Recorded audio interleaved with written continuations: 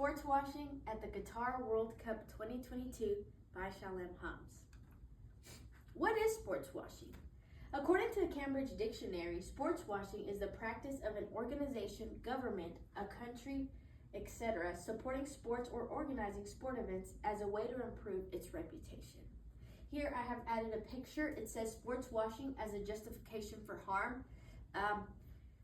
It would describe itself in the following slides on how sportswashing is harmful. World Cup in Qatar 2022. In 2010, it was announced that Qatar would be hosting the World Cup. It was a bid between the United States and Qatar, actually. There are rumors that Qatar did have some money handling under the table so that they would win the Qatar 2022, but those are all rumors. It's not a fact. It hasn't come to the light yet that it is a fact, but that is something to think about. Amongst concerns over the suitability and treatment that they were giving migrant workers as well as the LGBT plus community. So workers and the LGBT plus community were having their rights violated, and this is where the sports washing comes into effect. Here I have pictured, it says sports washing in football, and it's a picture of migrant workers holding a soccer ball, and it imitates the World Cup trophy. Why Qatar wanted to host the World Cup? Qatar wanted to be seen by the world. They wanted people to know about them. The article, How Qatar Ended Up Hosting the World Cup, states, at the time, Qatar promised to make the world proud of the Middle East as the first country from their region to host the tournament. They knew how they would benefit with all of the fans that would come watch their favorite teams play, as well as watching them through the television. So they wanted to be seen. Nobody knew about Qatar until the bid came up of the World Cup, right? We knew how the economy would go up with all of the fans coming to Qatar, spending their money on the games there, the hotels there, the food there, everything that is there for them to purchase, as well as televising. Who didn't watch the World Cup? It was seen by all over the world, which is why they wanted to make the Middle East proud, right? Nobody knew of any Middle Eastern countries until Qatar happened. Human rights violations. Migrant workers worked in unsafe conditions, and thousands of workers died during the construction of the stadiums. It is stated in CNN with E60 report, in a documentary came out that their passports had been taken and they were forced to work in unbearable heat with no resources to change jobs or return home. Payment was inconsistent and at the times non-existent. So with this, Qatar was holding them hostage, in other words, right? They took their passports, they made them work in lots of heat conditions where the workers were just dropping dead because of heat exhaustion and heat stroke. It could be that at the time they didn't know what else to do, right? This is another form of slavery in a way because they didn't have a chance to go back to their homes. Here I have pictured, it says 6,500 migrants died since Qatar was named World Cup host. Deaths of South Asian migrants in Qatar from 2011 to the late 2020 by nationality. Here we see that in India, 2,711 migrants died. In Nepal, 1,641 migrants died. In Bangladesh, 1,018. In Pakistan, 824. And in Sri Lanka, 557. This picture was taken from The Guardian. Discrimination in the Qatar World Cup. The LGBT community was hit hard. People that are homosexual are criminalized in Qatar, meaning that it is not allowed, and that raised concerns for the safety of fans and players.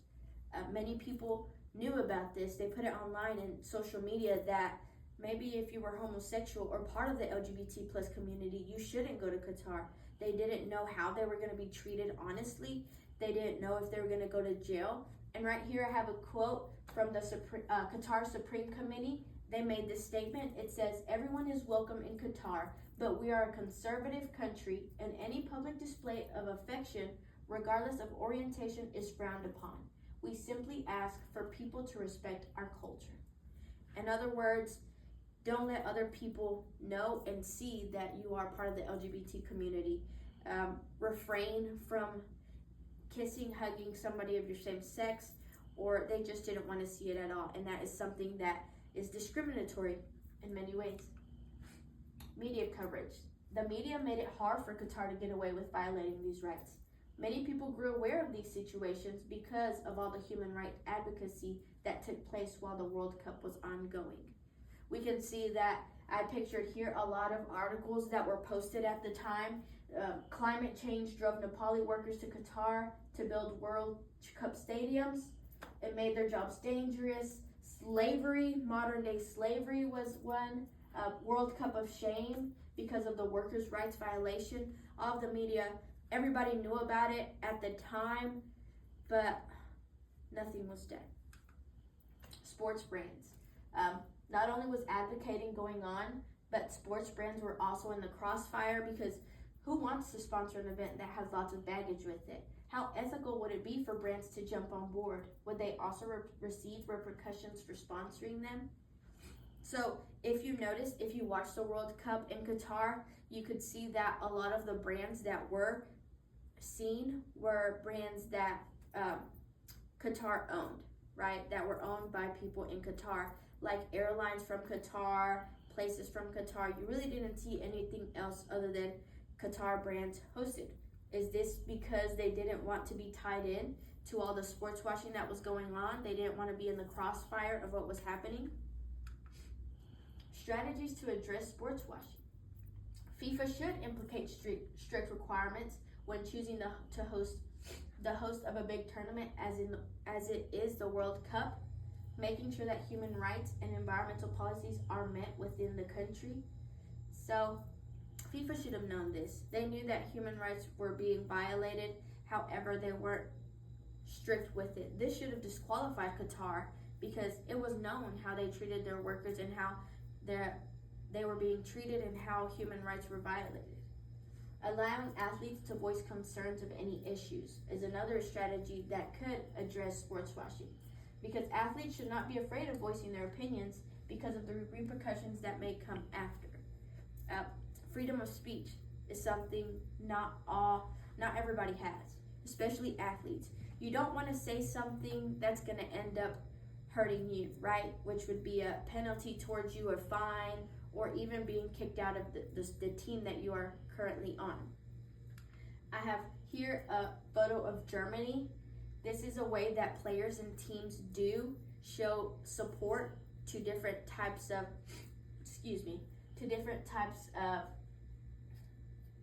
advocating that they are doing. So instead of saying anything, a picture can say 1,000 words. And in this case, they're covering their mouth.